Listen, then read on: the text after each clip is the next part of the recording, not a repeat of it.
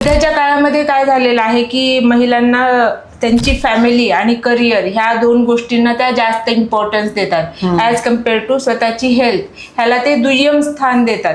पण असं नाही करायला पाहिजे. जोपर्यंत आपण स्वतःला हेल्दी ठेवणार नाही तोपर्यंत आपण आपली जी फॅमिली आहे किंवा आपलं करिअर आहे त्याला चांगल्या प्रकारे डेव्हलप करू शकत नाही.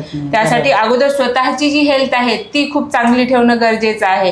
कारण की जेव्हा आपण आपल्या रोजच्या रुटीनमध्ये जे काही चेंजेस करतो की उशिरा जेवण करणं किंवा चहा कॉफी ह्यांचं जास्त प्रमाणामध्ये सेवन करणं किंवा आपल्या शरीरामध्ये जे काही चेंजेस होत आहेत, जे काही त्रास होते त्याकडे दुर्लक्ष करणं, असं समजणं की हे डेलीचं रुटीनच आहे आणि त्याकडे दुर्लक्ष करणं, ह्या सगळ्या गोष्टी कालांतराने त्यांना महागात पडतात. कारण की जेव्हा ह्या गोष्टी पुन्हा पुन्हा घडतात तेव्हा त्यामध्ये PCOD किंवा PCOS किंवा थायरॉइडची समस्या किंवा वजन वाढणे, डायबिटीज ह्यासारखे अनेक आजार अशा स्त्रियांमध्ये आपल्याला बघायला मिळतात.